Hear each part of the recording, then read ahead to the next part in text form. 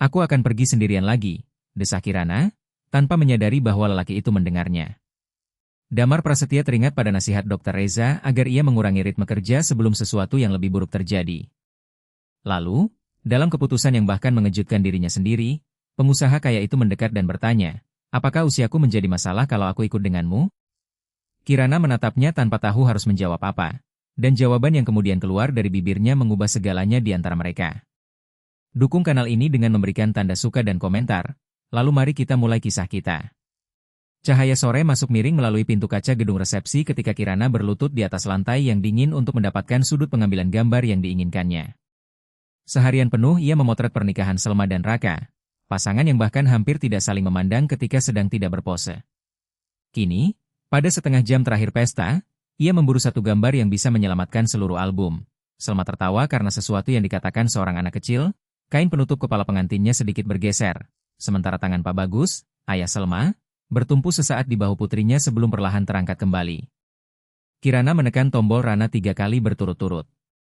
Dari posisi tubuhnya dan cara cahaya jatuh, ia tahu salah satu dari ketiga gambar itu pasti menjadi foto yang dicari. Selalu ada satu. Itulah satu-satunya kepastian yang masih ia bawa dalam setiap pekerjaan, dan mungkin satu-satunya hal yang masih membuatnya meninggalkan rumah dengan semangat. Ia memasukkan kamera ke dalam tas kamera kulit yang sudah usang, tas yang telah menempuh perjalanan lebih jauh daripada kebanyakan orang yang dikenalnya, kemudian membereskan bodi kamera cadangan, lensa potret, dan kain mikrofiber yang biasa digunakannya untuk mengeringkan keringat di telapak tangan sebelum menyentuh peralatan. Membereskan perlengkapan setelah sebuah pesta pernikahan selalu terasa seperti membongkar perkemahan. Sudah 11 tahun ia melakukan pekerjaan itu, tetapi setiap kali musik mulai mengecil, lampu-lampu ruang pesta dinyalakan, dan perayaan perlahan berakhir di antara sisa kue serta alas kaki yang tertinggal di bawah meja, perasaan kosong yang sama tetap datang. Semua orang pulang bersama seseorang.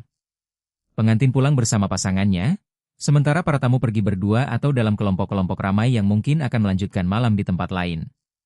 Sedangkan Kirana, dengan sekitar 30 kg perlengkapan di punggungnya, berjalan menuju mobil seorang diri, menyetir pulang seorang diri, memindahkan hasil foto seorang diri, lalu tertidur di depan komputer ketika berkas-berkas foto mentah muncul satu demi satu di layar, menampilkan wajah-wajah bahagia orang yang kemungkinan besar tidak akan pernah ditemuinya lagi. Pada usia 33 tahun, Kirana telah memiliki reputasi kuat sebagai fotografer pernikahan di kawasan pesisir Bali hingga Jawa Timur. Para penyelenggara pernikahan mengenal namanya, dan calon pengantin yang paling menuntut justru mencarinya karena Kirana memiliki kemampuan menangkap sesuatu yang tidak pernah diminta siapapun, momen yang tidak sempurna tetapi nyata, yang nilainya jauh melebihi seluruh pose yang telah direncanakan. Ironi itu tidak pernah luput darinya. Ia mencari nafkah dengan mengabadikan hari yang dianggap paling membahagiakan dalam kehidupan orang lain, hari ketika dua manusia berjanji tidak akan meninggalkan satu sama lain. Namun selama 3 tahun terakhir, Kirana tidak lagi mampu mempercayai satupun janji semacam itu. Ia memotret semua pasangan itu dengan teknik yang nyaris tanpa celah, tetapi di balik setiap bidikan tersimpan keraguan yang begitu sunyi hingga bahkan kedua mempelai tidak pernah menyadarinya. Mungkin justru karena itulah foto-fotonya terasa begitu kuat. Di dalam setiap gambar seolah terselip sebuah perpisahan, kesadaran bahwa semua kebahagiaan yang sedang berlangsung itu rapuh dan bisa berubah kapan saja. Kerapuhan itulah yang memberikan kelembutan pada hasil karya Kirana, sesuatu yang tidak pernah mampu dicapai oleh foto-foto yang terlalu sempurna dan terlalu dipenuhi kegembiraan. Ketika tiba di apartemen sewaan kecilnya di Sanur, waktu sudah lewat pukul 10 malam. Kirana meletakkan tas-tasnya di lantai ruang tamu, melepas alas kaki, lalu berdiri beberapa saat dalam kegelapan sebelum menyalakan lampu, seolah masih ada bagian kecil dalam dirinya yang berharap seseorang akan menyambut kepulangannya. Tidak ada siapa-siapa. Di dekat jendela terdapat tanaman yang tetap disiramnya hampir karena keras kepala, sementara sebuah papan gabus di dinding dipenuhi foto-foto hasil jepretannya sendiri, bukan foto pesanan, melainkan gambar-gambar yang diambilnya untuk dirinya sendiri setiap kali bepergian. Ada seorang nelayan yang sedang memperbaiki jala di Amet, seorang perempuan tua yang menjual serabi di sebuah warung sederhana di pinggir jalan di Lombok, serta pemandangan laut yang dipotret melalui jendela bus yang berguncang, buram, tidak sempurna. Tetapi justru karena ketidaksempurnaan itulah foto tersebut terasa sepenuhnya miliknya. Tidak ada seorang pun yang memesan foto-foto itu dan tidak ada seorang pun yang membayarnya. Namun gambar-gambar itulah salah satu alasan Kirana masih terus memotret. Sekaligus pengingat paling menyakitkan bahwa di suatu tempat mungkin ada kehidupan lain yang sebenarnya sedang menunggunya. Sebuah kehidupan yang selama ini hanya dikenalnya dari kejauhan melalui lensa kamera. Seperti seseorang yang berdiri di luar dan mengintip kehangatan rumah orang lain melalui jendela yang terang. Kirana berhenti sejenak di depan papan foto itu. Ujung jarinya menyentuh tepi foto laut yang diambil dari dalam bus, dan rasa sesak yang sudah begitu dikenalnya kembali muncul. Ia telah belajar menelannya cepat-cepat sebelum perasaan itu sempat berubah menjadi pikiran yang lebih dalam. Saat berada di dapur, teleponnya berdering. Yang menelepon adalah Maya, sahabat terlamanya, satu-satunya orang yang masih bersikeras menelepon daripada sekadar mengirim pesan. Kirana menjawab sambil mengisi panci dengan air, menjepit telepon di antara telinga dan bahunya. Selama beberapa menit mereka membicarakan hal-hal sederhana. Pesta pernikahan yang baru saja dipotret Kirana, seorang klien yang terlambat melakukan pembayaran, hingga Putri Maya yang baru belajar mengendarai sepeda. Kemudian Maya, seperti yang sudah beberapa kali dilakukannya, bertanya apakah Kirana benar-benar akan melakukan perjalanan berikutnya seorang diri. 2 minggu lagi, Kirana memiliki pekerjaan besar di Bali Barat. Setelah menyelesaikannya, ia berencana melanjutkan perjalanan seorang diri menuju Pantai Sukamade di kawasan Taman Nasional Murbetiri, sebuah pantai terpencil yang sudah bertahun-tahun ingin dipotretnya. Untuk mencapainya diperlukan perjalanan melalui kawasan yang jauh dari keramaian, dengan akses jalan yang sulit dan sinyal seluler yang nyaris tidak tersedia. Tempat itu dikenal sebagai kawasan tempat penyu laut naik ke daratan untuk bertelur, dan orang-orang mengatakan bahwa warna laut pada pagi hari di sana memiliki keindahan yang sulit ditemukan di tempat lain. Kirana mematikan kompor, menyandarkan tubuh ke meja dapur, lalu dengan keterus-terangan yang bahkan mengejutkan dirinya sendiri malam itu mengakui bahwa ia akan pergi sendirian seperti biasanya. Namun kali ini terasa berbeda. Ada kelelahan dalam dirinya yang bahkan tidak mampu ia beri nama. Ia mengatakan kepada Maya bahwa dirinya bahkan sudah tidak ingat kapan terakhir kali seseorang benar-benar bertanya apakah ia membutuhkan teman perjalanan dan sungguh-sungguh bermaksud menemaninya. Ia berkata bahwa hampir seluruh hidupnya dihabiskan di tengah hari-hari terpenting milik orang lain, berdiri begitu dekat dengan kebahagiaan mereka hingga rasanya hampir bisa disentuh. Tetapi setiap malam ia tetap pulang dengan perasaan seperti seorang tamu yang hadir di sebuah pesta tanpa pernah benar-benar diundang. Kirana mengaku mulai merasa bahwa dirinya telah terbiasa menjalani hidup seperti itu, selalu berada di pinggir, bersembunyi di balik kamera. Namun yang paling menakutkan bukanlah kesendirian itu sendiri, melainkan kemungkinan bahwa suatu hari nanti ia akan menoleh ke belakang dan menyadari bahwa dirinya telah mengabadikan seluruh kehidupan orang lain, tetapi lupa menjalani kehidupannya sendiri. Suaranya semakin pelan, seolah ia bahkan tidak menyadari semua yang sedang diucapkannya. Lalu ia mengakhiri pengakuannya dengan mengatakan bahwa perjalanan itu tetap akan dilakukannya. Ia akan pergi sendirian lagi karena hanya itulah cara hidup yang dikenalnya. Dan mungkin ia tidak akan pernah tahu bagaimana menjalani hidup dengan cara yang berbeda. Yang tidak diketahui Kirana adalah bahwa saat itu Maya sedang berada di beranda sebuah penginapan tua di Pemutaran. Beranda tersebut menghadap halaman tengah berlantai semen poles dengan dinding yang dipenuhi tanaman merambat, dan sekitar 3 meter dari tempat Maya berdiri, di tengah cahaya remang-remang, seorang lelaki sedang duduk sendirian sambil memegang segelas air, tanpa sengaja mendengar setiap kata yang diucapkan Kirana melalui telepon. Lelaki itu bukan tipe orang yang suka menguping percakapan orang lain. Justru sebaliknya, hampir sepanjang hidupnya ia lebih sering sibuk berbicara melalui telepon mengenai urusannya sendiri hingga jarang memperhatikan apa yang terjadi di sekelilingnya. Namun ada sesuatu dalam nada suara perempuan di seberang sambungan itu, kelelahan tanpa sedikit pun keinginan untuk dikasihani dan kejujuran yang begitu apa adanya, yang membuatnya tetap duduk dan tanpa sadar menahan napas. Ia tidak mengetahui siapa perempuan di ujung telepon tersebut. Ia tidak mengetahui namanya, tidak pernah melihat wajahnya, tidak tahu bahwa perempuan itu bekerja sebagai fotografer pernikahan, apalagi bahwa perempuan tersebut sering tertidur di depan komputer sementara berkas-berkas foto masih dipindahkan. Yang diketahuinya hanya satu. Perempuan asing itu baru saja mengucapkan dengan lantang sesuatu yang selama 2 tahun terakhir hanya berani ia katakan kepada dirinya sendiri dalam diam. Sejak malam ketika ia tersadar di sebuah kamar rumah sakit dengan kabel-kabel alat pemantau menempel di dadanya dan Dr. Reza, seorang dokter yang masih relatif muda, menjelaskan dengan suara tenang bahwa tubuhnya telah memberikan peringatan serius. Damar Prasetya berusia 46 tahun dan, jika dilihat dari luar, kehidupannya seolah memiliki segala sesuatu yang diinginkan banyak orang. Ia membangun kekayaannya dari nol melalui bisnis properti.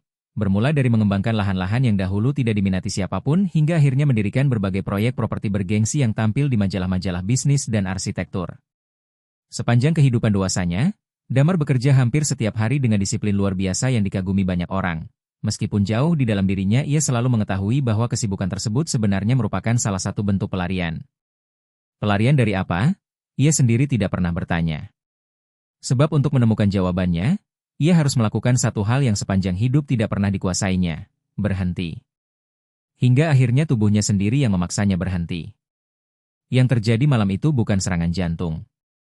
Para dokter berhati-hati dalam menjelaskan kondisinya, tetapi peringatan tersebut cukup serius untuk membuat Damar, untuk pertama kalinya setelah puluhan tahun, harus menghabiskan 3 hari berbaring di rumah sakit tanpa mampu menyelesaikan masalah, mengambil keputusan, ataupun mengendalikan apapun. Berbaring sambil menatap langit-langit putih kamar rumah sakit, Damar menyadari sesuatu dengan kejernihan yang terasa lebih menyakitkan daripada sesak di dadanya. Tidak ada satupun kenangan terakhirnya yang tidak berkaitan dengan uang, tidak ada perjalanan yang dilakukan bukan untuk pekerjaan, tidak ada makan malam tanpa kepentingan tertentu, dan tidak ada pagi ketika ia terbangun tanpa sudah mengetahui, bahkan sebelum membuka mata, apa yang harus ia hasilkan hingga hari berakhir. Penginapan tua di Pemutaran merupakan usahanya untuk memperbaiki semua itu. Dari sudut pandang bisnis, membeli tempat tersebut sama sekali tidak masuk akal, dan Damar mengetahui hal itu. Mungkin justru karena tidak masuk akallah ia memutuskan membelinya. Bangunannya sudah tua dan sebagian hampir roboh, berdiri di ujung jalan tanah pedesaan yang pada pagi hari masih sesekali dilalui warga menuju pantai. Damar memugar tempat itu dengan ketekunan yang bahkan membuat para pekerjanya heran. Ia bisa menghabiskan waktu memperdebatkan warna plester dinding yang paling tepat, bersikeras menggunakan kembali kayu-kayu lama yang masih layak daripada menggantinya dengan material baru, lalu duduk berjam-jam di halaman tengah sambil memperhatikan cahaya matahari berpindah perlahan sepanjang hari. Seolah pada usia 46 tahun ia sedang belajar melakukan sesuatu yang bagi banyak orang sudah terasa alami sejak kecil, berada sepenuhnya di satu tempat tanpa terus-menerus ingin berada di tempat lain. Itu tidak mudah. Tangannya masih secara refleks meraih telepon berkali-kali dalam 1 jam. Di dalam perutnya masih sering muncul kegelisahan seseorang yang merasa setiap menit harus menghasilkan sesuatu. Namun Damar terus mencoba. Dan di tengah usaha yang masih canggung itulah, pada suatu malam dengan angin hangat berembus melewati halaman penginapan, suara seorang perempuan asing terdengar dari beranda dan mengucapkan dengan lantang ketakutan yang selama ini bahkan tidak mampu Damar akui kepada dirinya sendiri. Ketika percakapan telepon itu berakhir, Maya memasukkan teleponnya dan berjalan kembali ke dalam penginapan tanpa menyadari bahwa sejak tadi ia sebenarnya tidak sendirian di beranda. Damar tetap duduk di kursinya entah berapa lama. Air di dalam gelas yang digenggamnya sudah tidak dingin lagi, daun-daun tanaman merambat bergesekan tertiup angin, dan dari suatu tempat di jalan terdengar seekor anjing menggonggong tanpa sebab yang jelas. Pikirannya beralih kepada kedua putrinya, Anindya dan Citra, serta percakapan-percakapan dengan mereka yang kini bahkan tidak diketahuinya bagaimana harus dimulai kembali.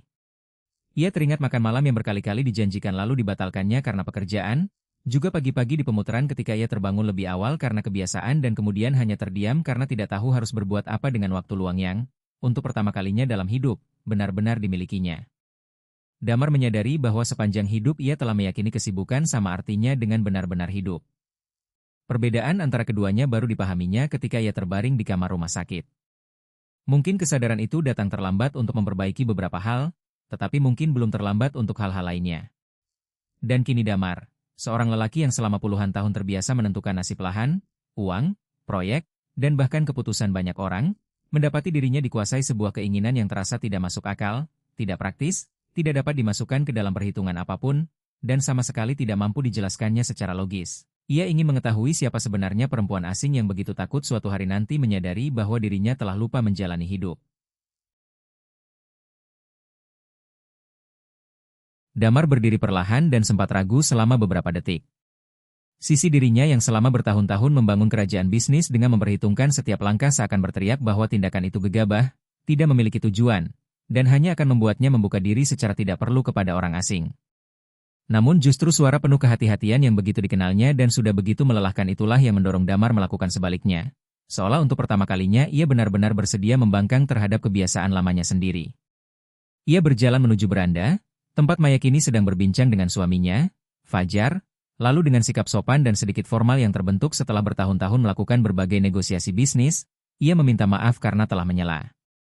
Damar menjelaskan bahwa tanpa sengaja ia mendengar sebagian percakapan telepon tadi, kemudian bertanya, sambil merasa tindakannya sekaligus konyol dan membuatnya lebih hidup daripada yang pernah dirasakannya selama 2 tahun terakhir. Apakah sahabat Maya yang berencana bepergian seorang diri untuk memotret laut itu suatu hari bersedia menceritakan kisah perjalanannya kepadanya?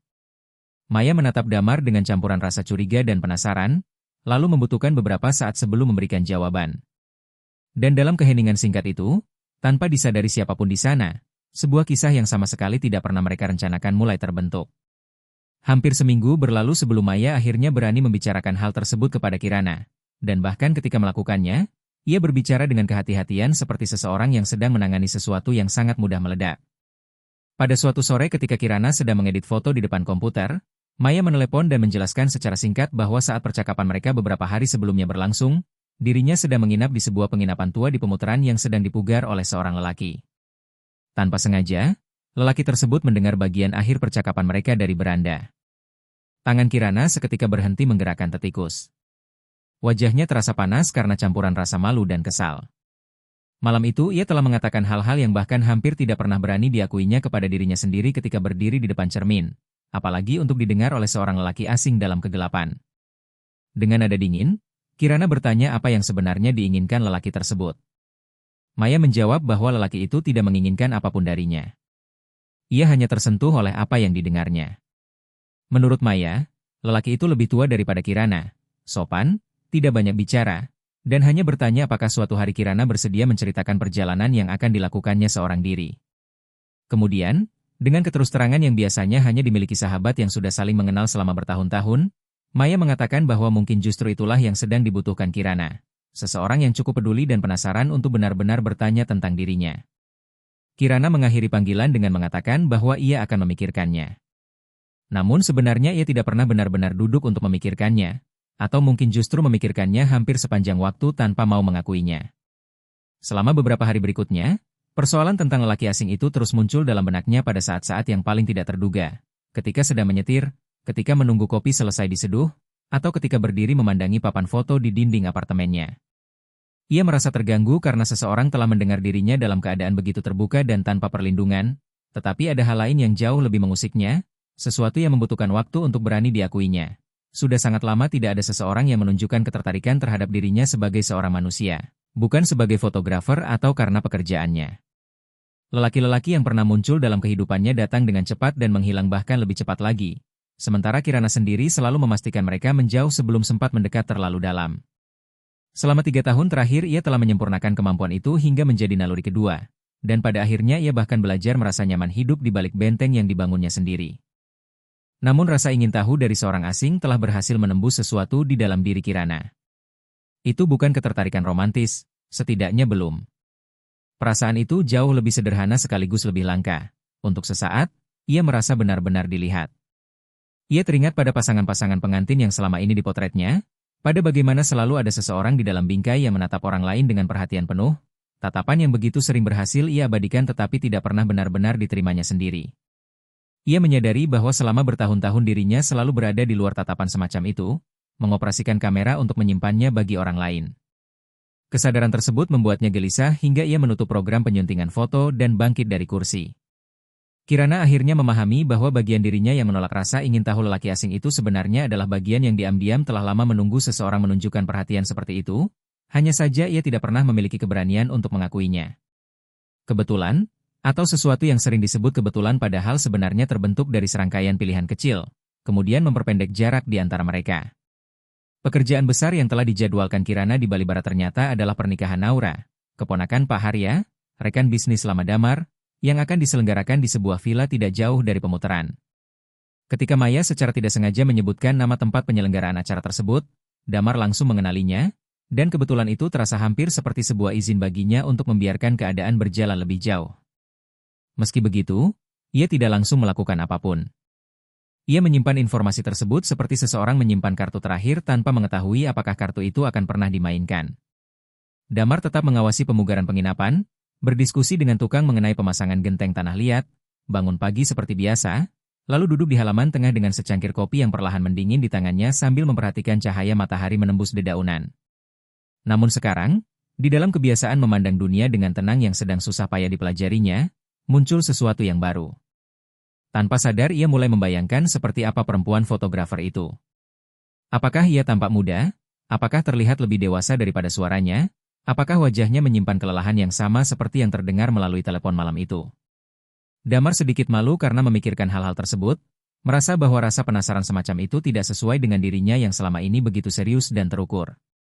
Namun ia tetap membiarkan pikirannya berjalan karena selama berbulan-bulan, bayangan tentang perempuan asing itu merupakan salah satu hal paling ringan yang pernah memenuhi kepalanya.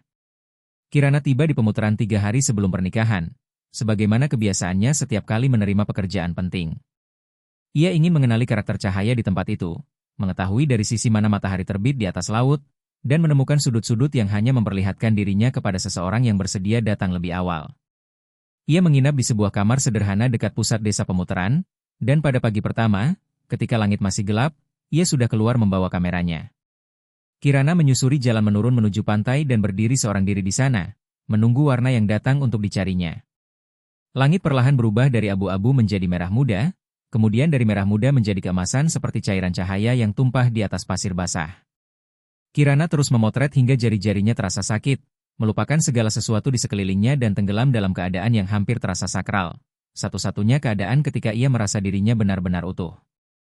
Baru ketika matahari sudah cukup tinggi dan pengunjung pertama mulai berdatangan ke pantai, ia menyimpan kameranya dan menyadari bahwa sejak bangun pagi tadi ia belum makan apapun. Kirana menaiki jalan menanjak untuk mencari tempat minum kopi. Dalam keadaan berkeringat, tanpa alas kaki, sandal di tangan, dan beberapa helai rambut terlepas dari sanggulnya, ia berjalan melewati sebuah penginapan tua dengan dinding yang dipenuhi tanaman merambat, tanpa sedikit pun mengetahui siapa pemilik tempat itu. Namun pertemuan antara suara yang pernah didengar dan wajah pemilik suara itu tidak terjadi di sana, melainkan pada hari pernikahan Naura. Villa tempat acara berlangsung berada agak jauh dari keramaian, dikelilingi pohon-pohon kelapa dan menghadap hamparan laut yang luas. Damar diundang karena hubungan bisnisnya yang sudah berlangsung lama dengan Pak Harya. Ia datang mengenakan setelan ringan tanpa dasi, dengan kecanggungan seseorang yang sudah lama tidak sering menghadiri pesta, lalu berdiri di salah satu sudut sambil mengamati persiapan dengan tatapan terlatih seorang lelaki yang sepanjang hidupnya terbiasa menilai setiap ruang yang dimasukinya. Saat itulah ia melihat Kirana. Perempuan itu sedang berlutut di atas rerumputan dengan kamera menempel di wajahnya, diam seperti seorang pemburu yang sedang menunggu sesuatu yang hanya bisa dilihat olehnya. Konsentrasinya begitu dalam hingga seolah memisahkannya dari seluruh keramaian di sekelilingnya. Bahkan sebelum memperoleh kepastian, Damar sudah tahu bahwa perempuan itu adalah orang yang suaranya pernah didengarnya dari beranda. Seolah ia dapat mengenali suara tersebut melalui sosok di hadapannya, mengenali kelelahan dari cara Kirana menumpukan berat tubuhnya, dan mengenali kesendirian dari jarak yang selalu dijaganya terhadap orang-orang di pesta meskipun ia berada tepat di tengah mereka. Damar tidak mendekat. Ia hanya berdiri dan memperhatikan dengan perasaan aneh seakan sudah mengenal perempuan itu, sekaligus menyimpan sebuah rahasia tentang dirinya yang bahkan Kirana tidak sadar pernah diceritakannya. Ia memperhatikan cara Kirana bergerak begitu ringan di antara para tamu, seolah mampu melihat sesuatu yang tidak terlihat oleh orang lain, mengetahui sebuah tawa sesaat sebelum tawa itu pecah dan menyadari air mata sebelum benar-benar jatuh. Ada semacam kemurahan hati yang sunyi dalam diri Kirana, kemampuan untuk membuat dirinya sendiri tidak terlihat agar orang lain dapat menjadi pusat dari sebuah kenangan. Damar, yang selama puluhan tahun justru terbiasa melakukan kebalikannya dengan memenuhi setiap ruangan yang dimasukinya dengan kehadiran dan kewibawaannya, menemukan sesuatu yang sangat indah dalam sifat tersebut, meskipun ia tidak mampu menjelaskan alasannya. Sesaat ia merasa seperti penyusup yang sedang melihat sesuatu yang sebenarnya tidak pernah diizinkan untuk dilihatnya, dan hampir memutuskan untuk pergi. Namun ingatan tentang suara Kirana pada malam di beranda membuatnya tetap berada di sana. Sepanjang sore hingga sebagian besar malam, Kirana bekerja seperti biasanya, hampir tidak terlihat tetapi seolah berada di mana-mana, bergerak di antara meja-meja untuk menangkap berbagai momen yang luput dari perhatian orang lain. Mata seorang ayah yang berkaca-kaca melihat putrinya menikah, seorang nenek yang tertidur di kursinya, hingga anak-anak yang berlarian di antara pohon kelapa. Baru ketika pesta mulai mereda dan Kirana akhirnya berhenti di sebuah sudut untuk minum air, Damar memutuskan mendekat. Ia tidak terburu-buru. Ia datang membawa 2 gelas air, menyerahkan salah satunya kepada Kirana, lalu memperkenalkan dirinya dengan sederhana, "Saya Damar Prasetya." Kirana menerima air itu dan mengucapkan terima kasih, meskipun jelas tidak memahami mengapa lelaki asing tersebut menghampirinya. Damar kemudian menjelaskan dengan keterus-terangan yang langsung menggoyahkan pertahanannya. Ia mengatakan bahwa dialah lelaki yang malam itu berada di beranda, pemilik penginapan berdinding tanaman merambat di pemutaran, orang yang tanpa sengaja mendengar percakapan Kirana dengan Maya, dan kemudian meminta melalui sahabatnya itu kesempatan untuk suatu hari dapat mengenalnya. Damar mengatakan bahwa ia sepenuhnya memahami jika Kirana menganggap kejadian tersebut sebagai pelanggaran terhadap privasinya. Ia sama sekali tidak berniat mendengarkan percakapan itu, dan jika Kirana merasa tidak nyaman, ia bersedia pergi saat itu juga dan tidak akan mengganggunya lagi. Namun jika Kirana mengizinkan, ada satu hal yang ingin disampaikannya. Kirana seketika menegang, gelas di tangannya berhenti di tengah jalan menuju bibir. Reaksi pertamanya adalah pertahanan lama yang selalu muncul secara otomatis, keinginan untuk mengucapkan terima kasih dengan dingin lalu mengakhiri percakapan itu secepat mungkin. Namun ada sesuatu dalam diri Damar yang perlahan meruntuhkan pertahanannya. Dan itu bukan pakaian yang rapi ataupun penampilan seorang lelaki yang jelas memiliki kekayaan. Hal-hal semacam itu sudah terlalu sering dilihat Kirana dalam pesta-pesta pernikahan mewah yang dipotretnya dan tidak pernah membuatnya terkesan. Justru kebalikannya yang menarik perhatian Kirana, kegugupan Damar. Seorang lelaki seusianya, dengan pembawaan yang menunjukkan bahwa ia terbiasa memimpin dan memberikan keputusan, kini berdiri di hadapannya dalam keadaan canggung, memilih setiap kata dengan hati-hati seperti seseorang yang sedang berjalan di atas tanah yang tidak dikenalnya. Kerentanan yang terasa begitu tidak biasa pada lelaki seperti itulah yang membuat semuanya terdengar tulus. Akhirnya Kirana mengatakan bahwa ia boleh melanjutkan. Damar pun berbicara tanpa berputar-putar dan tanpa berusaha mendramatisasi apapun. Ia menceritakan bahwa 2 tahun sebelumnya tubuhnya memberikan peringatan serius tentang kondisi jantungnya, hingga ia harus menghabiskan 3 hari di sebuah kamar rumah sakit sambil menatap langit-langit dan terlambat menyadari bahwa hampir seluruh kehidupannya tersimpan dalam kontrak, laporan, proyek, dan angka. Tetapi hampir tidak memiliki kenangan tentang bagaimana rasanya benar-benar menjalani kehidupan itu. Ia kemudian bercerita bahwa dirinya membeli penginapan tua di pemutaran tanpa alasan bisnis yang masuk akal, semata-mata untuk memaksa dirinya berhenti dan tinggal dengan tenang di satu tempat. Pada usia 46 tahun, dengan kesulitan yang terkadang membuatnya malu kepada dirinya sendiri, Damar sedang belajar melakukan sesuatu yang seharusnya sangat sederhana. Benar-benar hadir di tempat ia berada tanpa terus memikirkan pekerjaan atau merasa harus menghasilkan sesuatu. Lalu ia mengatakan bahwa pada malam ketika mendengar suara Kirana mengaku takut suatu hari akan menyadari bahwa dirinya lupa menjalani hidup. Rasanya seperti seseorang akhirnya mengucapkan dengan jelas sesuatu yang sejak keluar dari rumah sakit hanya mampu dipendam Damar dalam diam. Ia tidak meminta apapun sebagai balasan atas pengakuan tersebut.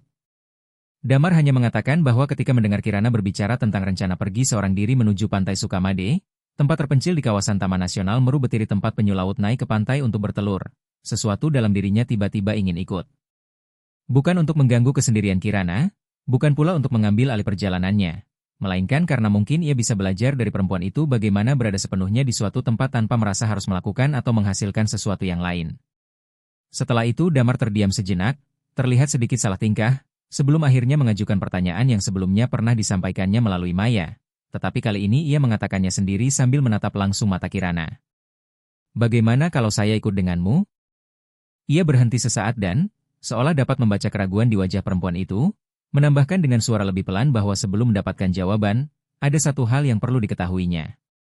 Apakah usia saya menjadi masalah kalau saya ikut? Saya sadar saya jauh lebih tua darimu, dan saya tidak ingin perbedaan itu menjadi beban yang seharusnya tidak ada. Kirana terdiam. Pertanyaan tersebut benar-benar membuatnya tidak siap, sebab bukan usia Damar yang membuatnya takut. Yang menakutkan adalah segala perasaan yang selama 3 tahun terakhir telah bersumpah tidak akan pernah diizinkannya kembali memasuki hidupnya. Dengan suara yang hampir tidak terdengar, Kirana akhirnya menjawab bahwa tidak, bukan usia Damar yang membuatnya khawatir. Setelah mengatakan itu, ia tetap berdiri dengan gelas di tangan, menyadari bahwa perbedaan usia justru merupakan persoalan paling kecil di antara mereka. Apa yang dilakukan Damar juga bukan rayuan, dan justru itulah yang membuat Kirana semakin bingung. Ia sudah terlalu berpengalaman mengenali rayuan dari kejauhan dan biasanya dapat menolaknya tanpa kesulitan. Namun ini berbeda.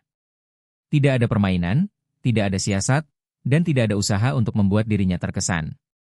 Justru karena begitu terbuka dan tanpa strategi, pendekatan Damar terasa jauh lebih sulit untuk dihadapi dan jauh lebih berbahaya bagi pertahanan yang selama ini dijaga Kirana.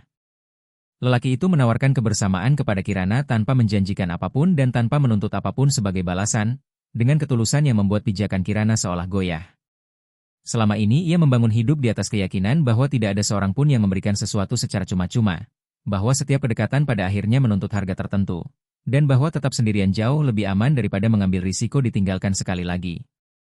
Ia memandang Damar, lelaki yang lebih tua darinya dengan janggut mulai beruban dan mata yang menyimpan kelelahan, lalu merasakan dua kekuatan menarik dirinya ke arah yang berlawanan. Yang pertama menyuruhnya mengucapkan terima kasih dengan sopan lalu pergi, seperti yang selalu dilakukannya.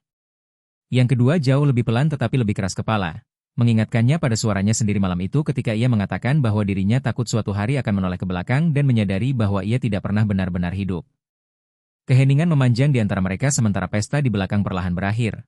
Lampu-lampu dipadamkan satu demi satu dan para pelayan mulai membereskan kursi.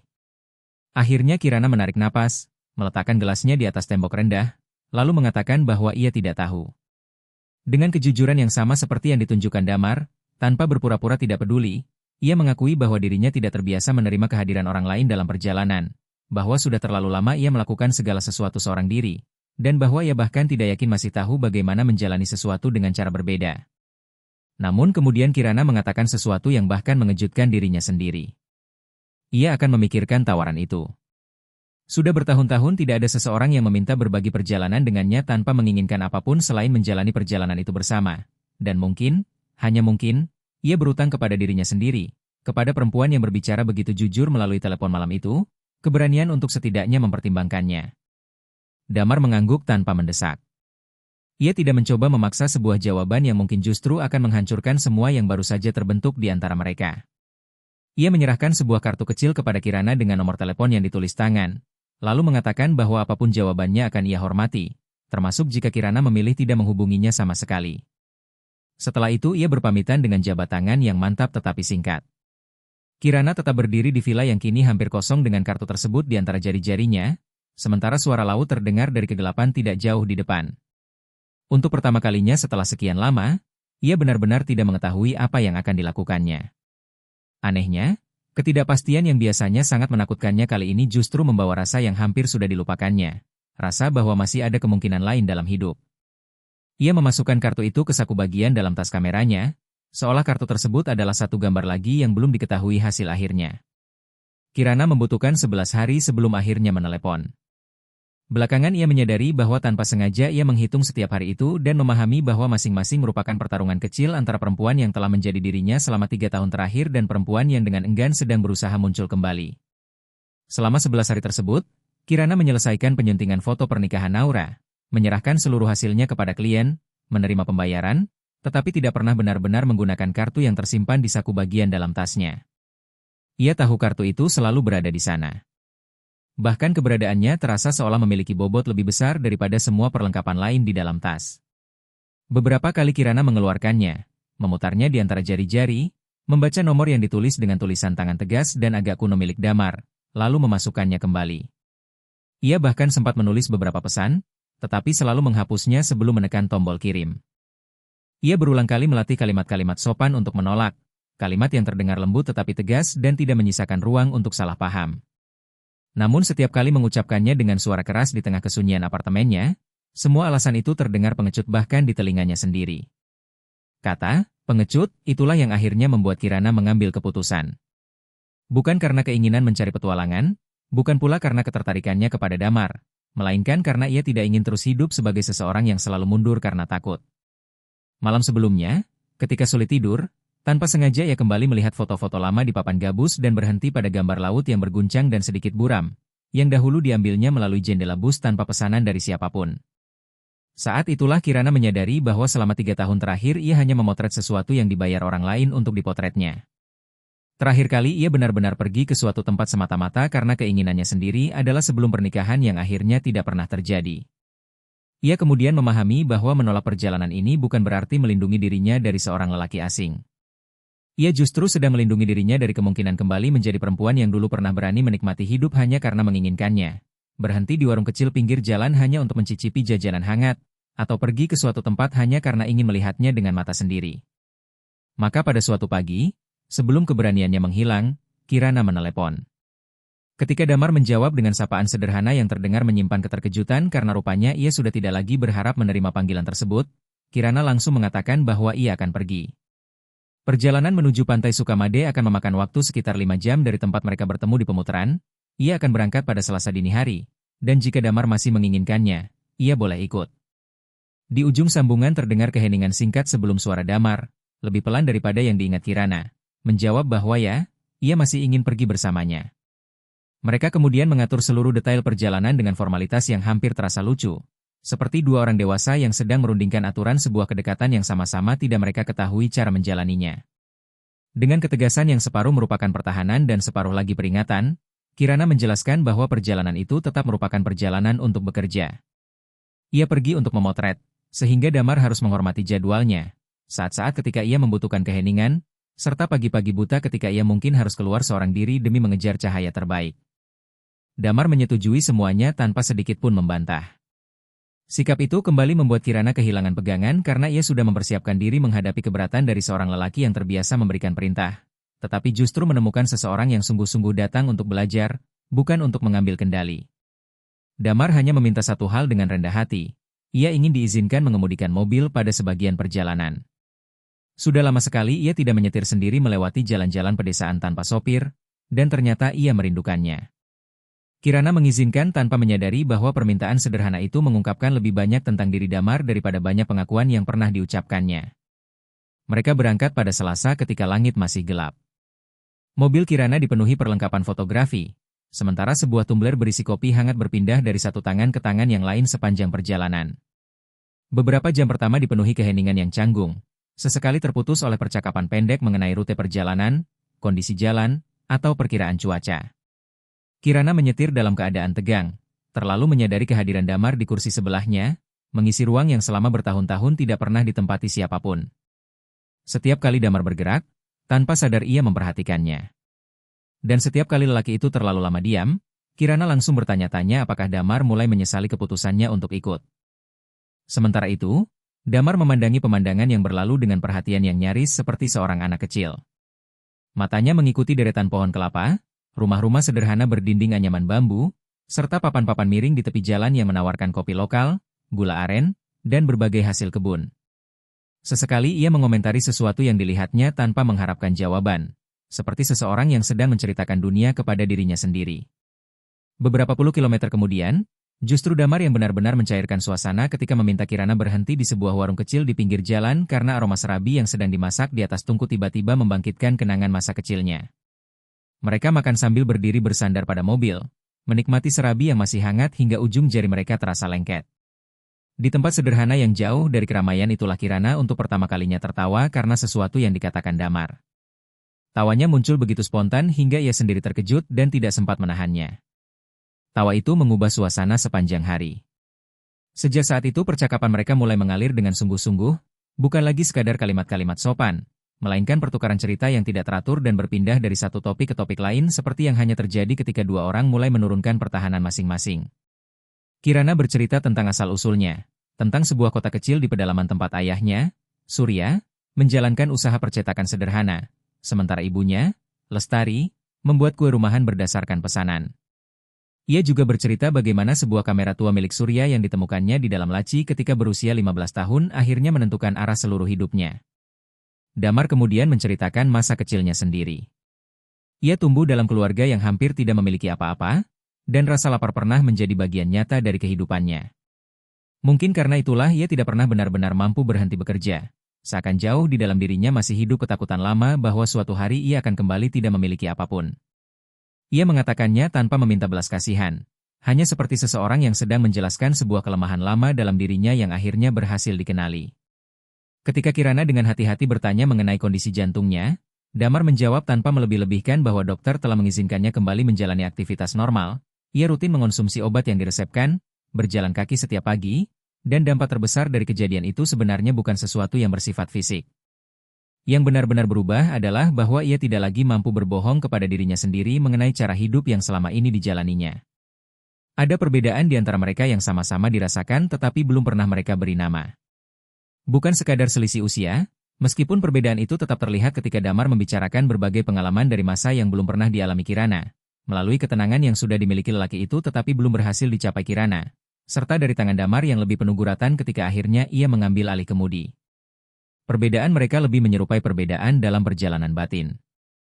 Kirana masih menjalani hidup dengan kegelisahan seseorang yang terus berusaha membuktikan sesuatu, meskipun ia sendiri sudah tidak mengetahui kepada siapa pembuktian itu ditujukan.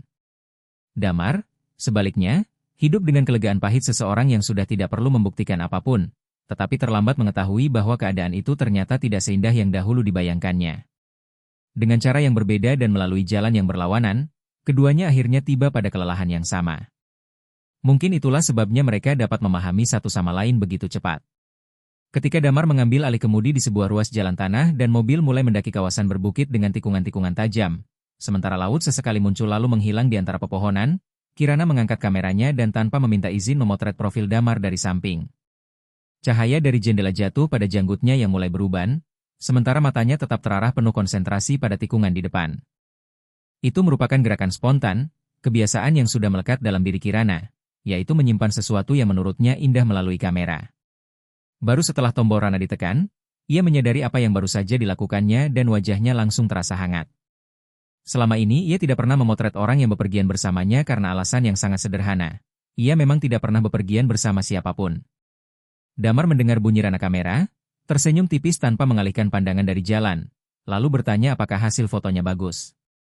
Kirana menjawab bahwa ia belum tahu karena biasanya baru memeriksa hasilnya kemudian. Damar lalu mengatakan sesuatu yang terus teringat olehnya sepanjang hari. Ia berkata bahwa dirinya menyukai hal semacam itu, tidak langsung mengetahui hasilnya dan harus menunggu untuk mengetahui apakah sebuah momen ternyata layak disimpan. Sepanjang hidup Damar, semuanya justru berjalan sebaliknya. Ia terbiasa menghitung hasil bahkan sebelum memulai sesuatu. Kini, sedikit demi sedikit, ia sedang belajar menikmati ketidaktahuan tentang apa yang akan terjadi selanjutnya. Ketika mengatakan itu, Damar sempat melirik Kirana. Hanya sebuah tatapan singkat yang pura-pura tidak disadari Kirana, padahal ia menangkap seluruh maknanya. Keduanya sama-sama memahami bahwa Damar tidak sedang berbicara tentang fotografi saja. Menjelang sore mereka tiba di desa kecil terdekat sebelum memasuki kawasan pantai Sukamade, sekumpulan rumah sederhana milik keluarga nelayan di ujung perjalanan yang akses jalannya sudah berubah menjadi 2 jalur tanah sempit dengan rerumputan tumbuh di tengahnya. Seperti yang sudah diperingatkan Kirana, tidak ada sinyal seluler di sana, dan tempat mereka menginap sangat sederhana. Pak Rendra dan Bu Sekar, pasangan yang tinggal bersama anak-anak mereka di desa itu, menyewakan sebuah kamar di bagian belakang rumah kepada sedikit wisatawan yang sesekali datang. Di dalam kamar hanya terdapat 2 tempat tidur tunggal, sebuah kipas angin langit-langit, dan jendela yang menghadap halaman belakang tempat beberapa ayam berkeliaran mencari makan. Ketika masuk, Kirana diam-diam memperhatikan Damar dari sudut mata, penasaran melihat bagaimana seorang lelaki yang terbiasa dengan kehidupan serba berkecukupan akan bereaksi terhadap tempat sesederhana itu. Sebagian dirinya bahkan sudah bersiap melihat kekecewaan di wajahnya. Namun Damar hanya meletakkan tas di atas lantai semen, memandang kamar sederhana tersebut, jendela yang terbuka ke halaman, serta pohon jambu air yang tumbuh di luar, lalu mengatakan dengan ketulusan yang tidak menyisakan keraguan bahwa sudah bertahun-tahun ia tidak menginap di tempat yang langsung disukainya seperti itu. Melihat seorang pengusaha kaya benar-benar merasa senang hanya karena sebuah tempat tidur tunggal, halaman sederhana, dan kipas angin yang berputar dengan suara berisik membuat Kirana merasakan retakan besar pertama pada benteng yang selama ini dibawanya kemana-mana. Malam itu mereka makan bersama keluarga Pak Rendra dan Bu Sekar. Ikan bakar segar disajikan bersama nasi hangat, urap sayur, dan sambal khas daerah setempat di atas meja panjang di bawah atap sederhana. Sementara anak-anak berlarian di sekeliling mereka dan Pak Rendra menceritakan kisah-kisah melaut yang menjadi semakin dramatis setiap kali ceritanya berlanjut. Kirana, yang selama perjalanan biasanya makan seorang diri di sudut yang sepi, mendapati dirinya ikut tertawa, terlibat dalam percakapan, dan menjawab berbagai pertanyaan penuh rasa ingin tahu dari Bu Sekar mengenai kamera serta pekerjaannya. Pada saat yang sama, dengan keterkejutan yang sedikit mengusiknya, Kirana mulai menyadari bahwa Damar memiliki kemampuan langka untuk membuat orang-orang yang hidup sederhana merasa nyaman di dekatnya tanpa sedikit pun sikap merendahkan. Ia berbicara dan mendengarkan Pak Rendra dengan penghormatan yang sama seperti ketika berhadapan dengan siapapun yang dianggap setara dengannya. Ia jelas seorang lelaki yang memiliki jauh lebih banyak daripada kebanyakan orang. Tetapi malam itu ia duduk di kursi plastik yang sudah retak, makan dengan tangan, dan mendengarkan dengan perhatian sungguh-sungguh kisah seorang nelayan yang hidup dengan jauh lebih sederhana. Ada martabat dalam sikap Damar yang menyentuh Kirana jauh lebih dalam daripada rayuan apapun. Pada suatu saat, anak paling kecil di keluarga itu, Nala, seorang bocah perempuan berusia sekitar 6 tahun, menghampiri Damar tanpa rasa sungkan dan meminta melihat kamera, karena mengira kamera tersebut miliknya. Alih-alih langsung mengoreksi, Damar mengangkat Nala ke pangkuannya, menunjuk Kirana yang duduk di seberang meja, lalu mengatakan bahwa pemilik keajaiban itu adalah perempuan di sana, karena Kirana adalah orang yang tahu bagaimana menyimpan waktu di dalam sebuah kota kecil. Nala memandang Kirana dengan mata membesar, seolah perempuan itu benar-benar memiliki kemampuan ajaib. Kirana, yang sepanjang hidup profesionalnya memilih berada di belakang kamera justru agar tidak menjadi pusat perhatian, tiba-tiba merasa sangat terlihat, tetapi anehnya juga sangat bahagia karena melalui kata-kata Damar, seseorang memandang dirinya dengan cara seperti itu. Larut malam, ketika mereka sudah berbaring di tempat tidur tunggal masing-masing dalam kamar yang gelap, dengan kipas angin berdengung di atas kepala dan suara laut terdengar samar melalui jendela, keduanya terdiam cukup lama. Mereka sama-sama masih terjaga dan sama-sama tahu bahwa orang di ranjang sebelah belum tidur. Kirana akhirnya berbicara lebih dahulu.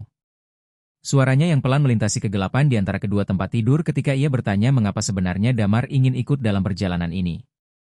Bukan jawaban indah yang pernah diberikannya di pesta pernikahan, melainkan alasan yang sesungguhnya, jika memang masih ada alasan lain. Damar membutuhkan waktu sebelum menjawab. Ketika akhirnya berbicara, ia mengatakan bahwa pada malam ketika mendengar suara Kirana mengaku takut suatu hari akan lupa menjalani hidup, ia justru merasa iri. Ia iri kepada seorang perempuan yang masih mampu merasa takut akan hal tersebut, sebab itu berarti Kirana masih memiliki waktu untuk mengubah hidupnya. Bagi Kirana, lupa menjalani hidup masih merupakan sebuah ketakutan, sedangkan bagi Damar, hal itu sudah menjadi kenyataan yang terlambat disadarinya. Ia mengaku ikut dalam perjalanan ini dengan harapan yang mungkin sedikit egois, berharap sebagian dari ketakutan itu, sebagian dari dorongan untuk benar-benar hidup yang dibawa Kirana tanpa disadarinya, dapat menular kepadanya juga. Dengan suara hampir berbisik, Damar kemudian mengatakan bahwa ia sendiri tidak tahu apakah penjelasannya masuk akal. Dari tempat tidur di sisi lain kamar, Kirana menatap kegelapan dengan mata terbuka, sementara jantungnya berdetak dengan cara yang selama 3 tahun terakhir telah dilarangnya untuk kembali terjadi. Ia menjawab bahwa perkataan Damar masuk akal, bahkan sangat masuk akal. Setelah itu tidak ada lagi yang berbicara, tetapi malam tersebut berlalu cukup lama sebelum keduanya akhirnya tertidur. Pantai Sukamade ternyata memiliki semua keindahan yang selama bertahun-tahun dibayangkan Kirana, bahkan lebih dari yang pernah mampu ia harapkan. Mereka tiba di sana pada pagi pertama ketika langit masih gelap, berjalan menyusuri jalur sempit di antara vegetasi dengan perlengkapan fotografi di punggung. Ketika pepohonan dan semak-semak tiba-tiba terbuka dan memperlihatkan hamparan pasir yang luas, Kirana dan Damar berhenti pada saat yang sama tanpa perlu mengatakan apapun. Langit perlahan mulai terang di balik garis laut, sementara air laut yang sedang surut meninggalkan genangan-genangan bening di atas pasir. Di permukaan setiap genangan itu, warna merah muda fajar terpantul hingga seolah menciptakan puluhan langit kecil di sepanjang pantai. Kirana memasang tripod dengan gerakan jemari yang cekatan seperti biasanya, tetapi selama beberapa saat ia tidak mengambil satu foto pun. Ia hanya berdiri memandang pemandangan di hadapannya, sementara di sebelahnya Damar melakukan hal yang sama.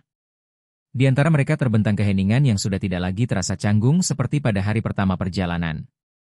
Kini keheningan itu terasa penuh dan nyaman, keheningan dua orang yang sedang menyaksikan keindahan yang sama. Damar yang akhirnya berbicara lebih dahulu, hampir seperti berbisik, mengatakan bahwa sekarang ia memahami mengapa Kirana rela menempuh perjalanan sejauh itu. Tanpa mengalihkan pandangan dari laut, Kirana menjawab bahwa ia sendiri belum tahu apakah sebenarnya ia datang sejauh ini karena pantai tersebut atau karena sesuatu yang lain. Ia tidak menyelesaikan kalimatnya, dan memang tidak perlu. Air laut bergerak mundur lalu kembali menyapu genangan di pasir, menghancurkan dan membentuk kembali pantulan langit kecil setiap kali ombak datang. Ada sesuatu di dalam pemandangan itu yang terasa seperti sebuah pelajaran bagi Kirana, meskipun ia belum mampu memberinya nama, tentang sesuatu yang dapat hancur lalu terbentuk kembali, tentang kesabaran untuk menunggu waktu yang tepat. Hari-hari berikutnya memiliki irama yang perlahan ditemukan bersama oleh Kirana dan Damar, seperti dua orang yang menyelaraskan sebuah alat musik tanpa memiliki panduan. Kirana selalu bangun sebelum matahari terbit dan pergi memotret. Pada beberapa pagi pertama, Damar tetap tinggal dan menghormati kesepakatan mereka bahwa perjalanan ini merupakan perjalanan kerja serta waktu menyendiri Kirana tidak boleh diganggu. Namun pada pagi ketiga, Damar ikut bangun tanpa mengatakan apapun sebelumnya dan berjalan bersamanya menuju pantai Sukamade. Ia tidak mengganggu, tidak berbicara, dan tidak meminta apapun. Ia hanya duduk di pasir beberapa meter dari tempat Kirana bekerja dan memandang laut dengan tenang. Kehadiran sunyi yang semula dikhawatirkan Kirana akan mengganggunya ternyata memberikan perasaan yang sama sekali berlawanan. Untuk pertama kalinya setelah bertahun-tahun, ia merasa ditemani tanpa merasa diawasi. Ia menemukan bahwa dirinya tetap dapat melakukan pekerjaan yang dicintainya sambil memiliki seseorang di dekatnya yang benar-benar menghormati kecintaannya terhadap pekerjaan tersebut. Setelah selesai memotret, justru Kirana yang menghampiri Damar dan duduk di pasir di sampingnya. Mereka menyaksikan matahari terbit sepenuhnya tanpa terburu-buru pergi kemanapun. Pada sore hari, mereka berjalan menyusuri hamparan pantai yang sepi sambil berbicara, dan sejak saat itu seolah tidak pernah lagi kehabisan bahan percakapan. Kirana mulai menceritakan hal-hal yang sudah sangat lama tidak pernah dibicarakannya, bahkan beberapa hal yang belum pernah diceritakannya kepada siapapun. Ia berbicara tentang pernikahannya dengan Aditya yang tidak pernah terjadi. Ia belum menceritakan seluruh detailnya, tetapi mulai menjelaskan bentuk luka yang ditinggalkan peristiwa itu dan bagaimana dirinya kemudian belajar untuk tidak mengharapkan apapun dari siapapun agar tidak pernah lagi dikejutkan oleh sebuah pengkhianatan. Damar mendengarkan tanpa memotong pembicaraan, tanpa memberikan nasihat yang tidak diminta, dan tanpa dorongan untuk segera memperbaiki rasa sakit orang lain. Cara Damar mendengarkan justru membuat Kirana menceritakan lebih banyak daripada yang semula direncanakannya. Sebaliknya, Damar mulai berbicara tentang ketidakhadirannya sendiri dalam kehidupan orang-orang yang seharusnya paling dekat dengannya. Ia bercerita tentang kedua putrinya yang kini sudah dewasa, Anindya dan Citra, dari pernikahan lamanya dengan Ratri yang perlahan berakhir karena hubungan mereka terkikis oleh waktu dan ketidakhadirannya. Damar mencintai kedua putrinya dengan cara canggung seorang ayah yang tidak pernah benar-benar belajar menunjukkan kasih sayang. Kini, setelah semakin tua, ia berusaha mendekati mereka kembali dengan kerendahan hati seseorang yang menyadari bahwa dirinya datang terlambat. Ia mengakui bahwa salah satu putrinya bahkan hampir tidak pernah menjawab teleponnya lagi, dan Damar tahu bahwa ia memang pantas menerima sikap tersebut. Sekarang yang sedang dipelajarinya adalah bagaimana menjadi seorang ayah yang suatu hari mungkin pantas mendapatkan respons yang berbeda. Ada kejujuran dalam diri Damar ketika berbicara tentang kesalahan-kesalahannya sendiri, sesuatu yang tidak pernah ditemukan Kirana pada lelaki-lelaki seusianya yang sering terlalu sibuk berusaha terlihat selalu benar. Damar sudah tidak memiliki kesombongan semacam itu. Ia telah melakukan cukup banyak kesalahan dalam hidup hingga tidak lagi merasa perlu berpura-pura menjadi seseorang yang tidak pernah salah. Dalam salah satu perjalanan menyusuri pantai Sukamade, tangan Damar tanpa sengaja menyentuh tangan Kirana, bukan karena direncanakan, melainkan akibat gerakan alami lengan dua orang yang berjalan berdampingan. Tidak satu pun dari mereka menjauh. Awalnya jari-jari mereka hanya bersentuhan ringan, kemudian perlahan saling bertaut. Mereka terus berjalan dalam diam, dengan ombak pecah di satu sisi dan matahari perlahan turun di hadapan mereka. Gerakan itu begitu sederhana sekaligus terasa begitu besar sehingga keduanya tidak berani membicarakannya, seakan kata-kata dapat membuat momen tersebut menghilang. Kirana merasakan perbedaan suhu di antara tangan mereka. Tangan Damar lebih hangat, lebih lebar, dan penuh guratan yang terbentuk oleh tahun-tahun kehidupan yang belum diketahui Kirana. Ia menyadari bahwa tangan yang mampu menandatangani kontrak bernilai besar dan menentukan nasib berbagai proyek itu kini menggenggam tangannya dengan kelembutan yang hampir terasa takut, seperti seseorang yang sedang memegang sesuatu yang bisa pecah atau melarikan diri kapan saja. Jantung Kirana mulai berdetak lebih cepat dan hal itu membuatnya takut, bukan semata-mata karena perasaan tersebut muncul, melainkan karena selama 3 tahun terakhir ia telah mengunci kemungkinan untuk merasakan hal semacam itu rapat-rapat. Namun sekarang, tanpa izin darinya, seolah kunci itu perlahan berputar sendiri.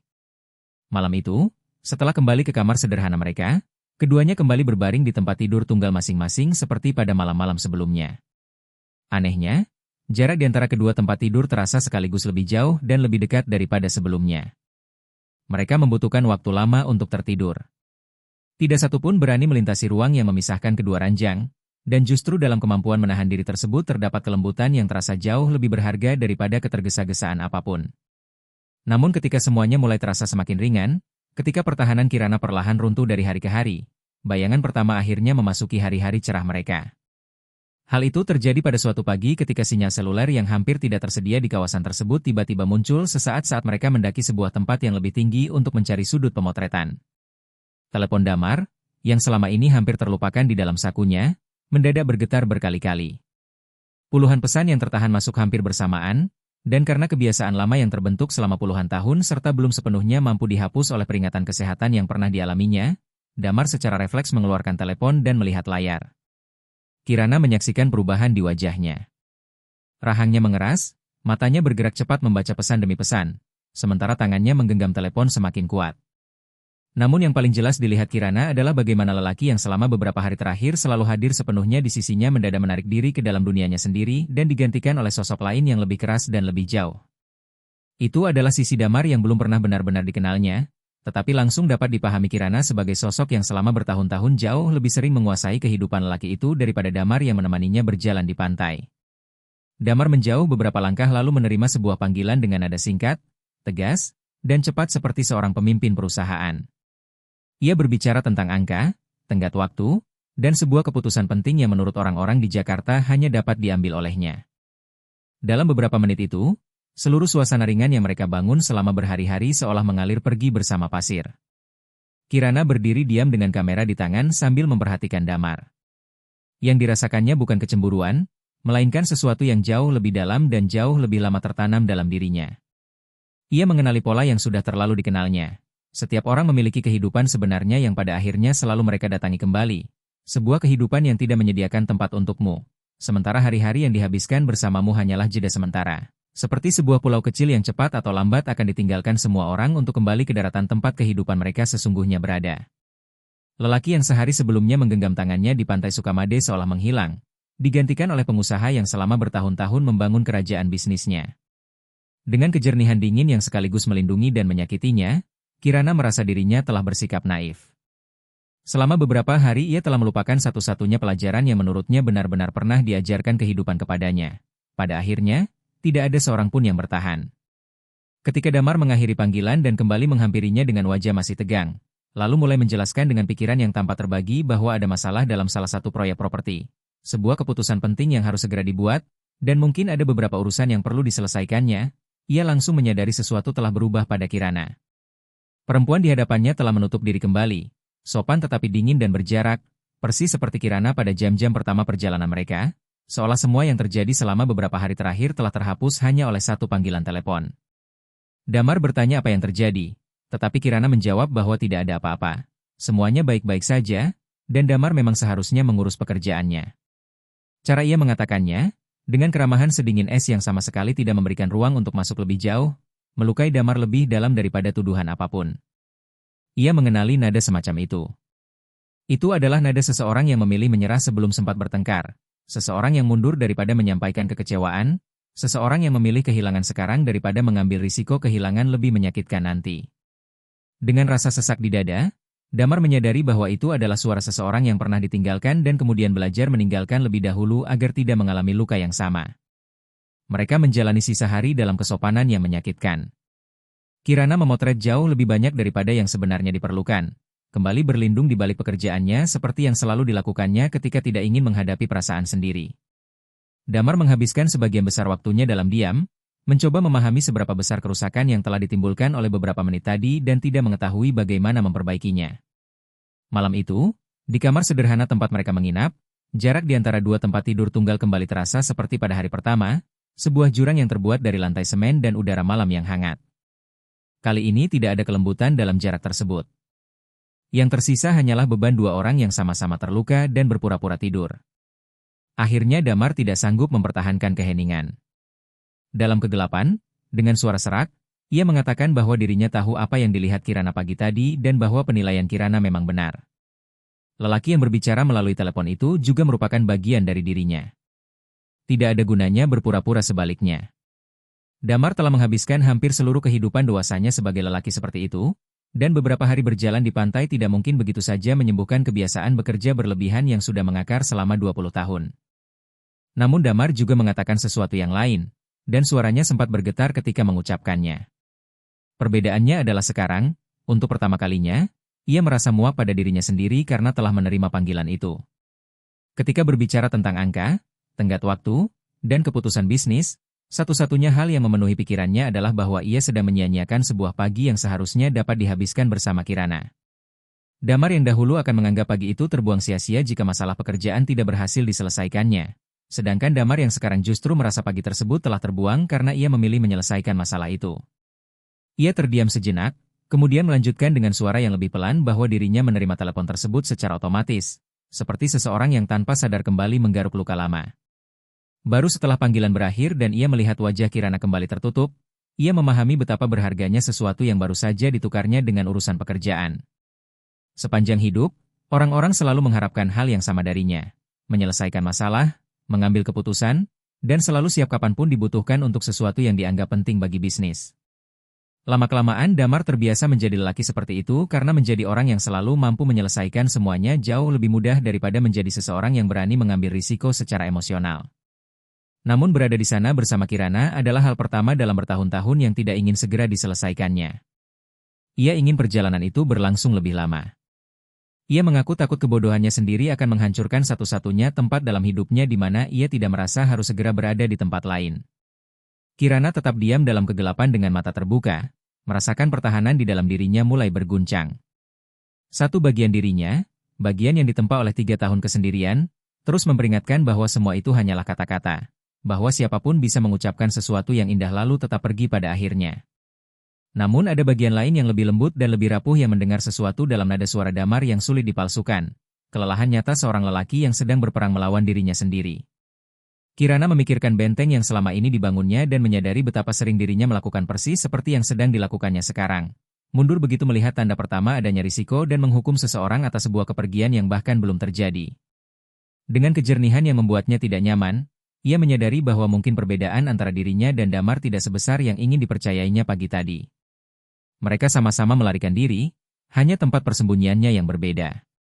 Damar melarikan diri ke dalam pekerjaan, sedangkan Kirana melarikan diri ke dalam ketidakpercayaan. Jika ia benar-benar menginginkan kehidupan yang berbeda dari kehidupan yang selama ini dijalaninya, salah satu dari mereka harus menjadi orang pertama yang berhenti melarikan diri. Kirana membalikkan tubuh di atas ranjang menghadap ke arah suara Damar, lalu berkata pelan dalam kegelapan bahwa ada sesuatu yang juga harus diceritakannya, sesuatu yang belum pernah benar-benar ia ceritakan kepada siapapun. Jika Damar sungguh ingin tetap berada di sisinya, ia harus mendengarnya terlebih dahulu, karena Kirana sangat takut bahwa pada akhirnya lelaki itu akan pergi. Dari kegelapan hanya terdengar napas Damar yang tenang dan penuh perhatian, menunggu tanpa menyela. Pada dini hari itu, di dalam kamar sederhana yang hanya diterangi kegelapan, Kirana akhirnya menceritakan semuanya. Suaranya yang pelan melintasi ruang di antara dua tempat tidur tunggal, sementara Damar mendengarkan tanpa bergerak sedikit pun karena takut satu gerakan saja akan membuatnya berhenti. Kirana memulai kisahnya dari awal, tentang Aditya, lelaki yang dikenalnya ketika usianya sekitar 27 tahun. Aditya adalah seorang arsitek dengan senyum yang mudah mengembang. Lelaki yang dahulu membuat Kirana merasa seolah ia mampu melihat semua sisi dirinya yang sebelumnya tidak pernah cukup dipedulikan orang lain untuk diperhatikan. Kirana menceritakan bagaimana dirinya jatuh cinta dengan penyerahan sepenuhnya dari seseorang yang sebelumnya belum pernah benar-benar mengenal cinta. Ia melepaskan pertahanan yang bahkan tidak disadarinya pernah dimiliki. Bersama Aditya, ia merencanakan seluruh kehidupan mereka, rumah yang akan ditempati, perjalanan yang akan dilakukan, anak-anak yang mereka bayangkan akan lahir, bahkan nama-nama yang sudah mereka pilih dalam percakapan panjang hingga larut malam. Ia menceritakan bagaimana Aditya melamarnya di sebuah pantai yang mengingatkannya pada tempat mereka berada sekarang. Bagaimana pesta pernikahan telah dijadwalkan, busana pengantin sudah dipilih, undangan telah disebarkan, dan bagaimana kebahagiaan memenuhi dirinya dengan cara yang jika diingat sekarang terasa hampir memalukan karena dahulu ia begitu percaya tanpa sedikit pun berjaga-jaga. Kemudian suara Kirana mengeras agar dirinya tidak runtuh ketika menceritakan hari saat Aditya menghilang. Lelaki itu tidak meninggal, tidak jatuh sakit, dan tidak mengalami musibah yang setidaknya dapat memberikan alasan yang bisa diterima atas kepergiannya. 3 minggu sebelum hari pernikahan mereka, Aditya hanya memutuskan bahwa dirinya tidak ingin melanjutkan semuanya. Keputusan itu disampaikannya melalui sebuah pesan singkat yang pengecut, kemudian ia pergi dari kota tanpa memberikan Kirana sedikit pun kehormatan untuk mendapatkan penjelasan secara langsung. Kirana mengatakan bahwa hal yang menghancurkannya bukan semata-mata kehilangan lelaki yang dicintainya, melainkan kesadaran bahwa selama ini hanya dirinya yang benar-benar percaya pada masa depan mereka. Ketika ia sibuk memilih rangkaian bunga dan mencoba busana pengantin, Aditya rupanya sudah berbulan-bulan perlahan berpamitan dalam hatinya, sementara Kirana tidak menyadari apapun karena terlalu percaya. Yang paling menyakitkan adalah penghinaan karena harus membatalkan semuanya seorang diri, menghubungi para tamu satu persatu, mengembalikan hadiah pernikahan, dan menjelaskan kepada keluarga serta teman-temannya dengan senyum yang dipaksakan bahwa pernikahan itu tidak akan terjadi, sementara dirinya sendiri bahkan tidak benar-benar mengetahui alasannya. Beberapa minggu kemudian ia tetap harus kembali bekerja, berdiri di balik kamera dan memotret pesta pernikahan orang lain, tersenyum kepada para pengantin yang berseri-seri sementara hatinya sendiri masih terluka, mengabadikan kebahagiaan milik orang lain ketika kebahagiaan yang dipercayainya sebagai miliknya baru saja direnggut. Sejak saat itulah Kirana mempelajari sebuah pelajaran yang kemudian tertanam begitu dalam-dalam dirinya. Menyerahkan hati kepada seseorang berarti memberikan kesempatan untuk terluka. Percaya kepada seseorang berarti mengambil risiko. Dan satu-satunya cara yang dianggapnya pasti untuk tidak pernah ditinggalkan lagi adalah tidak membiarkan siapapun mendekat cukup jauh hingga memiliki kekuatan untuk pergi dan menghancurkannya. Itulah sebabnya panggilan telepon Damar pada pagi sebelumnya membuatnya begitu ketakutan. Tanpa menyadarinya, Damar sudah mulai berada terlalu dekat. Setelah Kirana selesai bercerita, keheningan panjang memenuhi kamar. Ia tetap berbaring menatap langit-langit dalam kegelapan, kelelahan dan merasa seolah seluruh isi hatinya telah dikosongkan, sementara ketakutan lamanya mulai muncul kembali. Ketakutan bahwa mengatakan kebenaran akan membuat seseorang menjauh, bahwa memperlihatkan sisi paling rapuh dari dirinya justru akan memberikan alasan bagi orang lain untuk pergi. Namun Damar tidak pergi. Ia bangkit perlahan dari tempat tidurnya, melintasi ruang berlantai semen yang selama ini memisahkan mereka, kemudian duduk di tepi ranjang Kirana tanpa menyentuhnya. Ia hanya berada di sana sebagai kehadiran yang kokoh dalam kegelapan. Dengan ketenangan seseorang yang sudah cukup lama menjalani hidup untuk memahami betapa beratnya sebuah kata, Damar mengatakan bahwa Aditya tidak meninggalkan Kirana karena ada sesuatu yang salah pada diri Kirana. Lelaki yang melarikan diri 3 minggu sebelum pernikahannya sesungguhnya sedang melarikan diri dari dirinya sendiri dan dari ketidakmampuannya untuk bertahan. Kesalahan Kirana bukan karena ia pernah percaya. Ia hanya memberikan kepercayaannya kepada orang yang salah. Damar mengatakan bahwa kemampuan Kirana untuk menyerahkan hati sepenuhnya, sesuatu yang sekarang justru dibencinya dalam dirinya sendiri, sebenarnya merupakan salah satu hal paling langka dan paling indah yang dimilikinya. Menurut Damar, akan menjadi tragedi yang jauh lebih besar daripada kejadian pertama jika Kirana membiarkan seorang pengecut seperti Aditya tidak hanya merenggut pernikahan yang pernah diimpikannya, tetapi juga mengambil keberaniannya untuk mencintai lagi. Kemudian Damar menceritakan sesuatu yang sampai saat itu masih disimpannya sendiri. Ia pun pernah ditinggalkan, bukan beberapa minggu menjelang pernikahan, melainkan perlahan selama bertahun-tahun oleh mantan istrinya, Ratri. Perempuan itu sebenarnya sudah pergi secara batin jauh sebelum akhirnya benar-benar meninggalkan rumah, karena lelah menjalani kehidupan bersama seorang suami yang hanya hadir secara fisik tetapi hampir tidak pernah benar-benar hadir untuk keluarganya. Damar mengaku bahwa selama bertahun-tahun ia meyakinkan dirinya bahwa kegagalan pernikahan mereka adalah kesalahan Ratri, bahwa perempuan itu sudah tidak lagi mencintainya. Namun kenyataan yang akhirnya harus diterimanya jauh lebih menyakitkan. Selama pernikahan mereka, ia sendiri tidak pernah cukup hadir untuk memberikan kesempatan kepada cinta itu agar tetap hidup. Kesadaran tersebut datang terlalu terlambat untuk menyelamatkan rumah tangganya, tetapi mungkin belum terlambat untuk mencegahnya mengulangi kesalahan yang sama. Baru setelah mengatakan semuanya, Damar mengulurkan tangan dan meletakkannya di atas tangan Kirana. Kali ini Kirana tidak menarik diri. Apa yang terjadi di antara mereka pada dini hari itu bukan sesuatu yang tergesa-gesa. Justru sebaliknya, semuanya berlangsung dengan kehati-hatian dua orang yang sadar bahwa mereka sedang melintasi batas penting dan ingin merasakan setiap langkahnya. Kirana menangis, bukan karena kesedihan, melainkan karena kelegaan setelah akhirnya mampu meletakkan beban yang selama 3 tahun dipikulnya seorang diri. Damar memeluknya selama ia menangis tanpa mencoba memberikan solusi atau memperbaiki apapun. Ia hanya tetap berada di sana. Dan keputusan Damar untuk tetap tinggal menjadi jawaban yang jauh lebih kuat daripada kata-kata apapun. Mereka akhirnya tertidur bersama di atas tempat tidur sempit itu, berhimpitan dan tidak terlalu nyaman, tetapi untuk pertama kalinya keduanya merasa utuh. Ketika cahaya pagi masuk melalui jendela dan Kirana terbangun dengan lengan Damar berada di sekelilingnya, selama sesaat muncul kembali ketakutan lamanya, dorongan untuk melarikan diri terlebih dahulu sebelum dirinya sempat ditinggalkan. Namun ia memandang Damar yang masih tertidur di sampingnya, wajah lelaki itu tampak tenang dengan janggut yang mulai beruban, dan ketakutan tersebut perlahan menghilang. Sebagai gantinya muncul sesuatu yang sudah begitu lama tidak dirasakan Kirana hingga hampir tidak dikenalnya lagi. Ketenangan tanpa pertahanan dan keinginan untuk tetap tinggal yang ternyata lebih besar daripada rasa takutnya untuk bertahan. Hari-hari berikutnya di pantai Sukamade terasa berbeda. Ada hal-hal di antara mereka yang sudah tidak perlu lagi dijelaskan dengan kata-kata karena keduanya telah mengalaminya bersama. Kirana memotret dengan kebebasan yang sudah bertahun-tahun tidak dirasakannya, dan beberapa gambar yang dihasilkannya selama pekan itu langsung diketahuinya akan menjadi karya terbaik dalam hidupnya. Bukan karena tekniknya berubah, sebab kemampuan teknisnya tetap sama, melainkan karena sekarang ada sesuatu yang menembus teknik tersebut. Keberanian untuk membuka diri yang kini tidak hanya berada di depan lensanya, tetapi juga hidup di dalam dirinya sendiri. Damar hampir tidak pernah menyentuh teleponnya. Pada beberapa kesempatan ketika sinyal kembali muncul dan telepon itu bergetar, ia akan memandang Kirana terlebih dahulu sebelum melihat layar, seolah meminta izin untuk meninggalkan momen mereka meskipun hanya sebentar. Bahkan lebih dari sekali ia memilih memasukkan kembali telepon itu ke saku tanpa menjawab panggilan.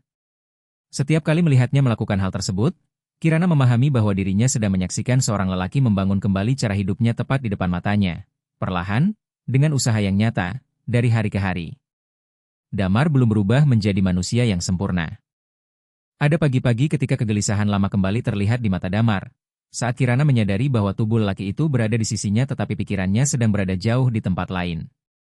Dalam keadaan seperti itu, Kirana perlahan belajar untuk tidak lagi menafsirkannya sebagai tanda bahwa Damar akan segera meninggalkannya, melainkan sebagai bagian dari perjuangan nyata seseorang yang sedang berusaha mengubah kebiasaan yang telah dibentuk sepanjang hidupnya. Kirana, yang dahulu selalu menghukum kesalahan sekecil apapun dengan langsung menarik diri, kini belajar bersabar. Dan ternyata kesabaran itu bukan hanya membantu Damar berubah, tetapi juga perlahan menyembuhkan dirinya sendiri. Namun setiap perjalanan memiliki batas waktu, dan akhir perjalanan mereka semakin dekat. Tibalah pagi ketika mereka harus mengemasi barang-barang, berpamitan kepada keluarga yang selama beberapa hari telah menerima mereka dengan hangat, kepada Nala yang masih percaya Kirana mampu menyimpan waktu dengan keajaiban kameranya, kepada Pak Rendra dengan kisah-kisah melautnya yang selalu semakin luar biasa setiap kali diceritakan, serta kepada Bu Sekar yang telah memperlakukan mereka seperti bagian dari keluarganya sendiri. Dalam perjalanan pulang yang memakan waktu sekitar 5 jam menuju pemutaran, bayangan kedua akhirnya muncul di antara mereka. Kali ini penyebabnya bukan panggilan telepon, melainkan kenyataan yang menunggu begitu mereka meninggalkan dunia kecil yang selama beberapa hari telah menjadi tempat perlindungan mereka. Mencintai seseorang di pantai Sukamade, jauh dari sinyal seluler dan kesibukan dunia, di sebuah kamar belakang sederhana dengan kipas angin berisik, ketika mereka hanya menjadi dua manusia tanpa masa lalu dan tanpa tuntutan kehidupan sehari-hari, adalah satu hal. Menghadapi apa yang akan terjadi ketika mereka kembali ke kehidupan masing-masing merupakan sesuatu yang sama sekali berbeda. Damar, yang sedang mengemudikan mobil dengan pandangan tetap tertuju ke jalan, akhirnya menjadi orang pertama yang menyentuh persoalan yang selama ini sama-sama mereka hindari.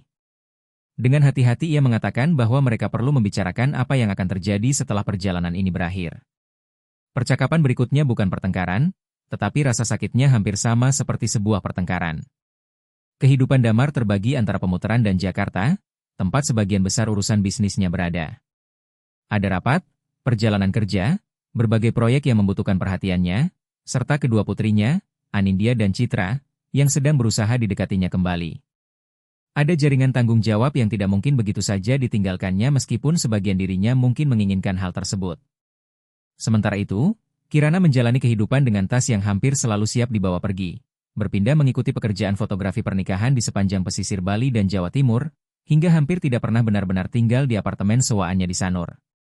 Tanpa disadarinya, ia telah membangun kehidupan yang sengaja tidak memiliki akar agar tidak pernah ada sesuatu yang dapat dicabut dan membuatnya terluka lagi. Ketika kedua kehidupan itu diletakkan berdampingan, semuanya terlihat seperti memang dirancang agar tidak pernah dapat menyatu. Yang lebih menyakitkan, ketika masing-masing mendengar kehidupan orang lain dijelaskan dengan lantang, mereka justru mengenali hal yang sama, pelarian. Kehidupan tanpa akar milik Kirana adalah cara untuk memastikan dirinya tidak pernah memiliki sesuatu yang bisa hilang. Kehidupan Damar yang dipenuhi pekerjaan adalah cara untuk memastikan dirinya tidak pernah memiliki cukup waktu untuk benar-benar merasakan apapun. Tanpa sadar, keduanya telah membangun kehidupan yang hampir kebal terhadap cinta. Sekarang, ketika cinta justru datang tanpa meminta izin, mereka menyadari bahwa tidak satupun dari kehidupan yang telah mereka bangun menyediakan ruang untuknya.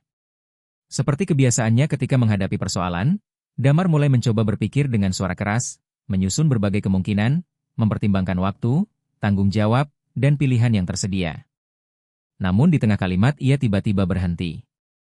Ia menyadari bahwa dirinya sedang memperlakukan hubungan mereka seperti sebuah persoalan bisnis yang harus dianalisis dan diselesaikan, padahal justru kebiasaan itulah yang hampir menghancurkan segala sesuatu yang paling berharga dalam hidupnya. Sementara itu, Kirana mulai menyebutkan satu demi satu alasan praktis mengapa hubungan mereka tampaknya mustahil dijalani. Namun di tengah ucapannya sendiri, ia mengenali nada dingin itu dan menyadari bahwa semua logika tersebut sebenarnya hanyalah rasa takut yang sedang mengenakan pakaian paling masuk akal. Mereka mendengarkan satu sama lain sekaligus mendengarkan diri mereka sendiri, hingga muncul satu saat ketika keduanya memahami tanpa perlu mengatakannya bahwa yang benar-benar memisahkan mereka bukan jarak, bukan kesibukan, bukan pula kilometer yang membentang di antara kehidupan masing-masing. Yang menjadi penghalang sebenarnya adalah kebiasaan lama mereka untuk mundur setiap kali berhadapan dengan sesuatu yang benar-benar berharga. Kirana merasakan ketakutan lamanya kembali naik hingga ke tenggorokan, tetapi kali ini ketakutan itu menyamar sebagai alasan yang masuk akal, sehingga justru menjadi jauh lebih berbahaya. Suara di dalam dirinya mengatakan bahwa akhirnya ia sedang melihat kenyataan dengan jelas, bahwa hubungan ini tidak mungkin berhasil, dan bahwa jauh lebih baik mengakhirinya sekarang, ketika semua yang mereka alami masih terasa indah, daripada menunggu kehidupan nyata perlahan menghancurkannya. Itu adalah suara lama yang selalu menyuruhnya pergi lebih dahulu agar tidak menjadi orang yang ditinggalkan kemudian. Kirana mengenali suara itu dan, untuk pertama kalinya dalam 3 tahun, memiliki kekuatan untuk meragukannya. Ia memandang Damar yang sedang mengemudi, melihat tangan lelaki itu yang penuh guratan menggenggam kemudi, lalu memperhatikan profil yang pernah dipotretnya pada awal perjalanan ketika ia bahkan belum benar-benar mengetahui siapa lelaki tersebut. Untuk pertama kalinya Kirana bertanya kepada dirinya sendiri bukan tentang pilihan mana yang paling mampu melindunginya, melainkan tentang apa yang sebenarnya ia inginkan. Jawabannya datang dengan sederhana sekaligus menakutkan. Ia ingin bertahan. Untuk pertama kalinya sejak ditinggalkan Aditya, ia ingin mengambil risiko untuk tetap tinggal. Namun Kirana tahu bahwa keinginan saja tidak cukup. Kehidupan mereka masih belum memiliki bentuk yang dapat menyatu, dan persoalan nyata itu tidak akan menghilang hanya karena mereka saling mencintai. Mereka tiba di pemutaran ketika hari mulai gelap. Mobil berhenti di depan penginapan tua berdinding tanaman merambat tempat semuanya bermula, tetapi selama beberapa saat tidak satu pun dari mereka turun. Mereka tetap duduk di dalam mobil yang sudah dimatikan, dengan keheningan berat memenuhi ruang di antara keduanya. Akhirnya Damar berbicara. Ia mengatakan bahwa dirinya tidak memiliki solusi yang sudah siap dan tidak akan meremehkan kecerdasan Kirana dengan menjanjikan bahwa semuanya akan baik-baik saja secara ajaib. Kehidupan telah mengajarkannya bahwa sesuatu yang benar-benar penting tidak dapat diselesaikan hanya dengan janji-janji indah. Namun ada satu hal yang diketahui Damar dengan keyakinan yang bahkan tidak dimilikinya terhadap hal-hal lain. Ia tidak ingin kembali menjadi lelaki yang sama seperti sebelum perjalanan mereka. Ia lebih memilih menghadapi persoalan yang tampaknya mustahil dari dua kehidupan yang berbeda bersama Kirana daripada kembali dengan sempurna ke kesendirian nyaman yang dahulu dikenalnya. Dengan suara pelan, sambil menatap Kirana dalam remang-remang mobil, Damar bertanya apakah perempuan itu bersedia mencoba bersamanya. Tidak ada jaminan dan belum ada rencana. Yang dimilikinya hanyalah sebuah pertanyaan. Pertanyaan yang pada awal kisah mereka pernah diajukannya dalam bentuk yang jauh lebih sederhana, tetapi kini telah berubah menjadi sesuatu yang jauh lebih besar. Dengan jantung berdetak tidak beraturan dan benteng yang dibangunnya selama 3 tahun seolah berderak di dalam dada, Kirana memahami bahwa jawaban yang akan diberikannya saat itu bukan hanya menentukan apa yang akan terjadi antara dirinya dan Damar, tetapi juga menentukan perempuan seperti apa yang dipilihnya untuk menjadi dirinya sepanjang sisa hidup. Kirana tetap diam di dalam mobil yang terparkir, tetapi kali ini keheningannya bukanlah bentuk pelarian. Kali ini, ia sedang memilih. Kirana menunduk memandangi kedua tangannya di atas pangkuan, tangan yang selama 11 tahun memegang kamera untuk mengabadikan kebahagiaan orang lain. Kemudian ia menatap Damar, yang menunggu jawabannya tanpa mendesak, tanpa mencoba mengisi keheningan dengan alasan atau bujukan, hanya tetap berada di sana dengan kehadiran penuh seperti yang perlahan telah dipelajarinya selama perjalanan mereka. Saat itulah Kirana memahami bahwa lelaki tersebut sedang melakukan sesuatu yang mungkin paling sulit bagi seseorang seperti dirinya, menunggu. Seorang lelaki yang sepanjang hidup terbiasa menyelesaikan segala sesuatu secepat mungkin kini bersedia berada dalam ketidakpastian selama apapun waktu yang dibutuhkan Kirana. Dan ia menyadari bahwa kesediaan Damar untuk menunggu itu sendiri sudah merupakan jawaban yang sedang diberikan kepadanya. Kirana menarik napas panjang, merasakan benteng terakhir di dalam dirinya akhirnya runtuh, lalu mengatakannya. Ia bersedia mencoba. Ia mengaku takut, bahkan mungkin lebih takut daripada yang pernah dirasakannya sebelumnya. Tetapi untuk pertama kalinya dalam 3 tahun, rasa takut tidak akan menentukan pilihannya. Dengan suara mulai bergetar, ia mengatakan bahwa dirinya lebih memilih mengambil risiko kehilangan Damar setelah berusaha mempertahankan hubungan mereka daripada memastikan kehilangan lelaki itu hanya karena dirinya memilih melarikan diri. Damar memejamkan mata sesaat seperti seseorang yang baru menerima jawaban yang sebenarnya sudah tidak berani diharapkannya. Ketika membuka mata kembali, ada kilatan kebahagiaan yang belum pernah dilihat Kirana sebelumnya. Damar menggenggam kedua tangan Kirana di antara tangannya, lalu mengatakan bahwa ia memang belum mempunyai rencana yang sempurna, tetapi memiliki sebuah gagasan. Ia hanya meminta Kirana mendengarkannya sampai selesai sebelum memberikan penilaian. Damar menjelaskan bahwa selama 2 tahun terakhir ia dengan susah payah belajar menerima kenyataan bahwa kehidupan yang telah dibangunnya bukanlah kehidupan yang sebenarnya ingin dijalaninya. Penginapan tua berdinding tanaman merambat yang hanya berjarak beberapa meter dari mobil mereka merupakan hal pertama yang pernah dilakukannya tanpa menghitung keuntungan atau hasil investasi. Pemugaran penginapan itu hampir selesai, tetapi selama ini Damar tidak pernah benar-benar mengetahui apa yang ingin dilakukannya setelah bangunan tersebut selesai. Sebab ia membelinya berdasarkan dorongan yang bahkan tidak mampu dijelaskannya sendiri. Kini, setelah mendengarkan Kirana, ia merasa akhirnya memahami arti dorongan tersebut. Tanpa menyadarinya, yang dipulihkannya bukan sekadar sebuah penginapan. Ia sedang menciptakan sebuah tempat untuk berhenti, tempat untuk benar-benar tinggal, dan jika Kirana menginginkannya, tempat yang suatu hari dapat menjadi milik mereka bersama. Gagasan itu perlahan memperoleh bentuk melalui percakapan yang berlangsung hingga larut malam. Awalnya mereka masih duduk di dalam mobil, kemudian turun dan berjalan bersama memasuki penginapan yang hampir selesai dipugar.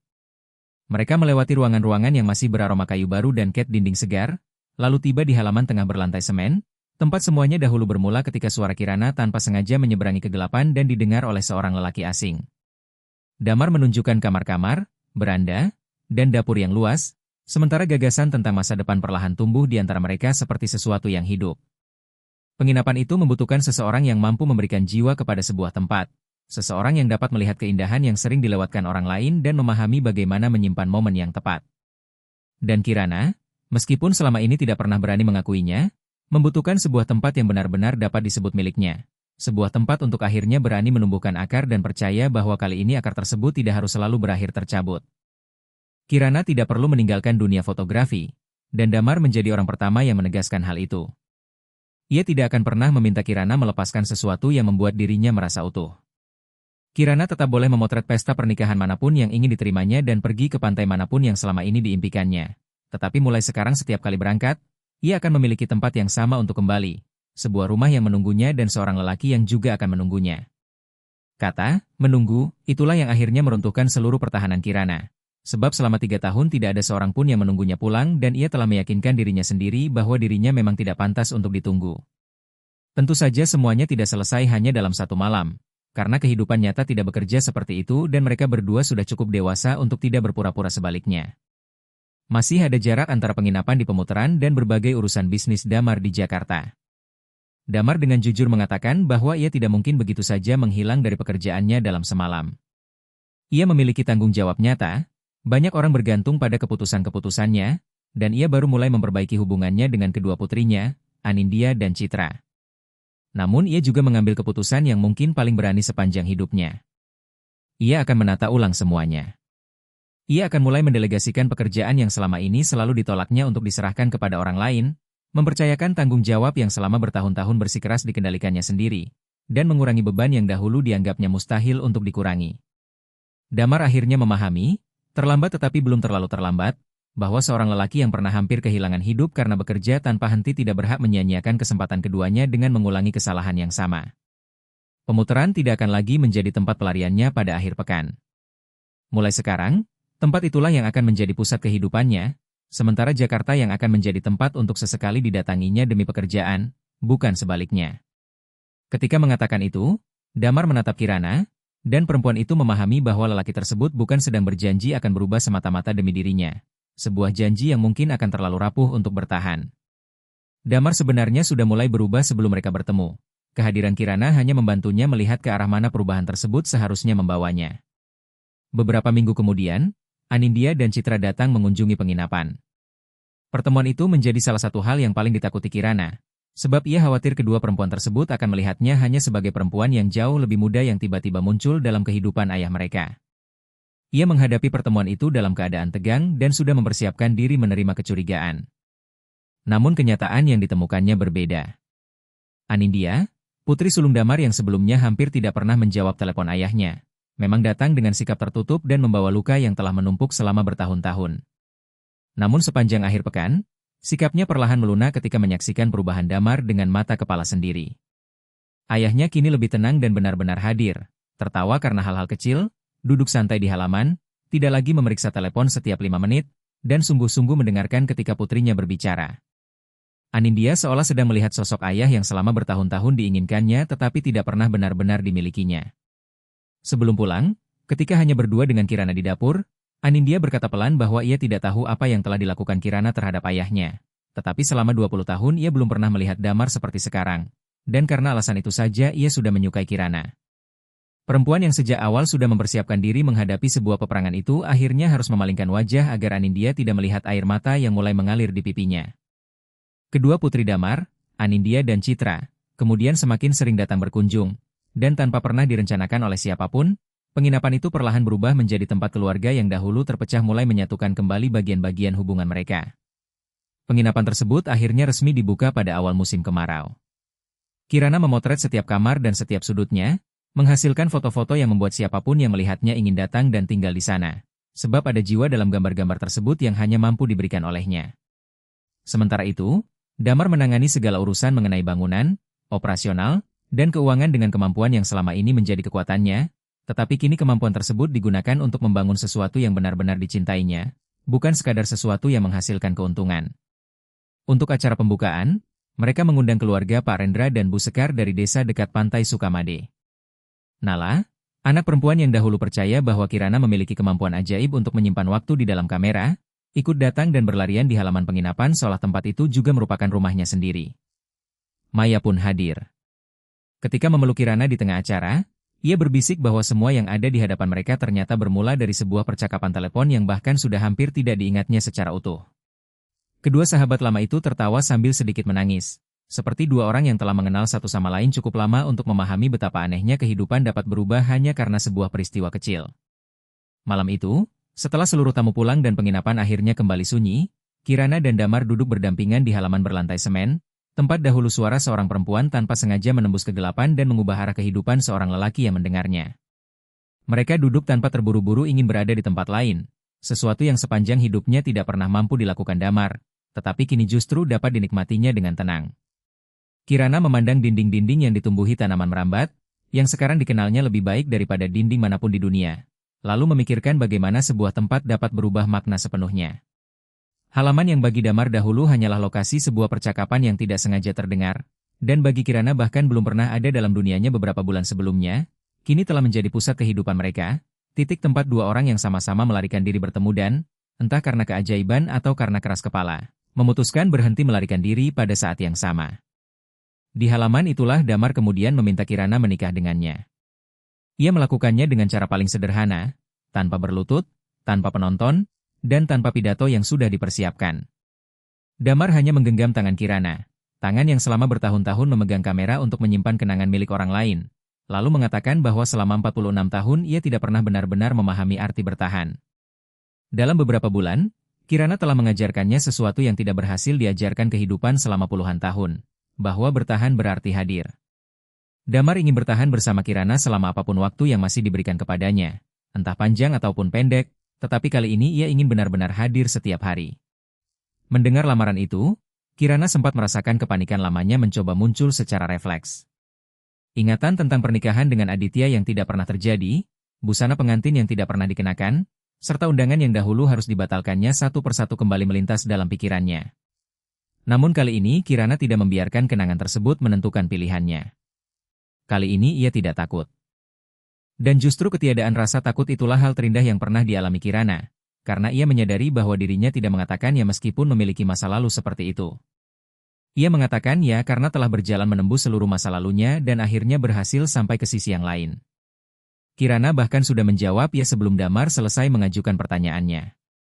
Ia tertawa, menangis, lalu memeluk Damar dengan kekuatan yang seolah membawa seluruh kesepian selama 3 tahun yang akhirnya terbebaskan dari dalam dirinya. Mereka menikah di penginapan mereka sendiri di pemutaran, pada suatu sore ketika langit cerah dan suara laut terdengar dari kejauhan, sementara cahaya keemasan yang sepanjang hidup dikejar Kirana melalui kameranya jatuh lembut ke seluruh tempat itu.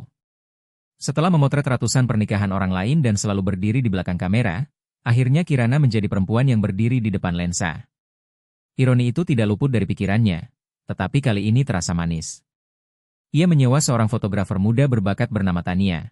Lalu sebelum upacara pernikahan dimulai, Kirana duduk bersamanya dan menjelaskan jenis foto yang diinginkannya.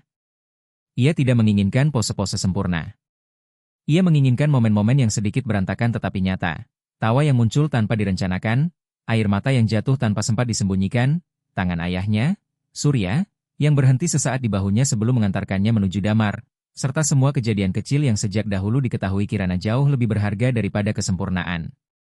Ketika berjalan menuju Damar, yang menunggunya dengan mata berkaca-kaca dan senyum yang ingin disimpannya selamanya, Kirana teringat bagaimana selama bertahun-tahun ia meyakini bahwa dirinya memotret kebahagiaan orang lain karena kebahagiaannya sendiri telah direnggut.